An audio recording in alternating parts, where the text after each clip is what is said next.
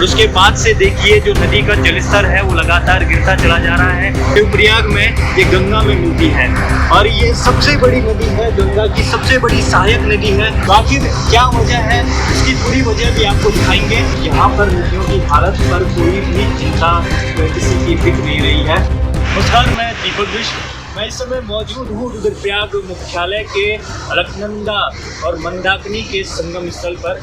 ये सामने आप अगर ऊपर देखेंगे तो भगवान रुद्र, जिनके नाम पर रुद्रप्रयाग इस स्थल का नाम पड़ा है, नारद शिला यही मौजूद है। और सामने अगर वो पुल आप देखेंगे तो ये पुल वही पुल है जो मंदाकिनी, जो केदारनाथ में आई आपदा थी, उससे क्षतिग्रस्त हो गया था। तो ये नया पुल बनकर तैयार हुआ है। तो मुद्दा ये है कि आखिर मैं आपको यहाँ पर क्यों लेके आया हूँ। तो आप देखेंगे ये नीचे मंदाकिनी नदी है और इस पर आप अलकनंदा नदी को बहते हुए देखते होंगे। दोनों के कलर में भी आपको अंतर नज़र आ रहा होगा, लेकिन इनका जो जलस्तर है वो सामान्य से अब नीचे गिर चुका है। ये नदी, कोई सोच सकता था कि 2013 की आपदा में उस पुल को जिसने क्षति पहुंचाई थी वो आज इस स्तर पर पहुंच चुकी है। ये आखिर क्यों हो रहा है? ये इसलिए हो रहा है क्योंकि उत्तराखंड के मंदाकिनी और अलकनंदा पर बनने वाले जो डैम हैं उनकी संख्या में लगातार इजाफा होता जा रहा है, जिसकी वजह से जो जलस्तर है और जलीय जो जीव हैं उनकी स्थिति भी गंभीर बताई जा रही है। अगर नीचे आप देखेंगे तो ये पानी है, ये पानी कभी ऊपर उठा करता था, बहुत ऊपर रहा करता था, अब अपनी वास्तविक स्थिति से काफ़ी नीचे बह रहा है। कुछ दिनों पहले मंदाकिनी नदी पर जो भटवाड़ी के पास है वहाँ पर एक डैम शुरू हो चुका है, उसका कार्य शुरू हो चुका है। और उसके बाद से देखिए जो नदी का जलस्तर है वो लगातार गिरता चला जा रहा है। सामने आप देखेंगे ये आप जो नदी द्वारा बहाकर लाए गए कंकड़ पत्थर जितने भी हैं सामने, इतने ऊपर पर कभी ये नदी बहा करती थी। और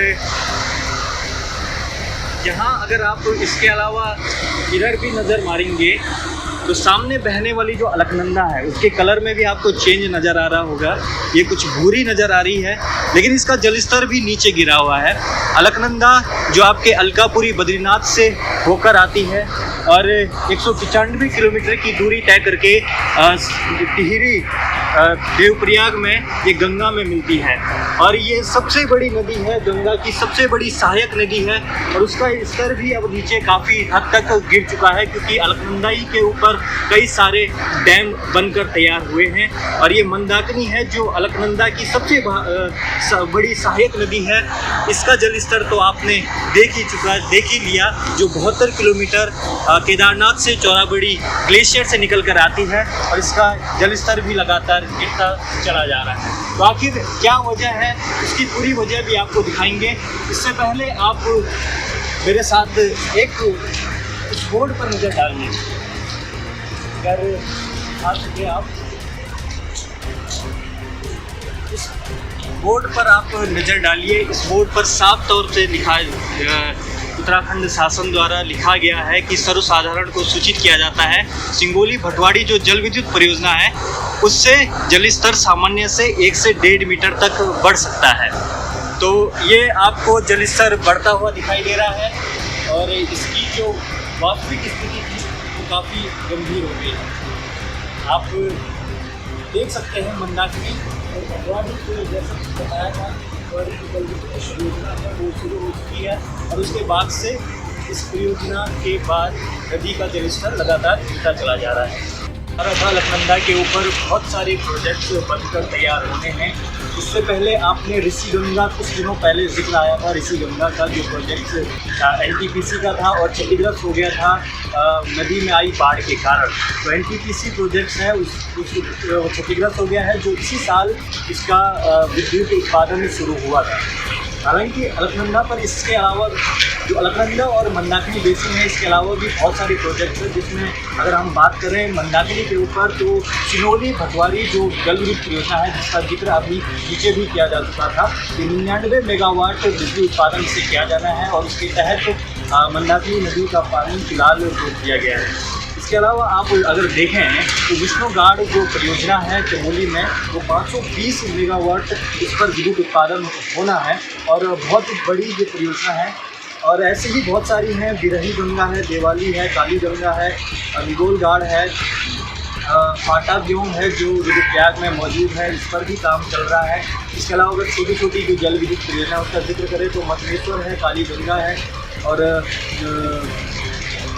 काली गंगा है, ये भी रुद्रप्रयाग में मौजूद है, जिन पर कार्य किया जाना है। तो छोटे बड़े सारे प्रोजेक्ट्स को अगर हम मिलाएं, जिनका अभी DPR तैयार किया जा चुका है, जिनकी फाइलें शासन में पहुंचाई गई हैं, जिन पर अभी तक कार्य नहीं हुआ है, तो 74 डैम ऐसे हैं जिन पर कार्य अभी किया जाना है और 51 डैम ऐसे बनकर तैयार हो चुके हैं जिनसे विद्युत उत्पादन या तो हो चुका है, ये जो निर्माणाधीन है। तो ये जो जानकारियाँ थी आपको इसलिए भी दे रहा हूँ कि उत्तराखंड में दो बहुत बड़ी प्रोजेक्ट्स चल रहे हैं। एक आपका 4 धाम महामार्ग परियोजना और रेलवे की सबसे बड़ी जो प्रोजेक्ट्स है उस पर भी कार्य लगातार जारी है। लेकिन आप देखेंगे जो नदियों की हालत है, डैम प्रदेश इस छोटे से राज्य को बनाने की पूरी कोशिश की जा रही है, तो यहाँ पर नदियों की हालत पर कोई भी चिंता किसी की दिख नहीं रही है।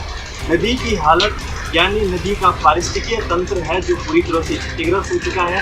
कुछ वैज्ञानिकों से भी हमारी बातचीत हुई थी, उन्होंने बताया था कि किस तरह से नदी का जो पारिस्थितिकीय तंत्र है वो बिगड़ चुका है हाल ही कुछ सालों में।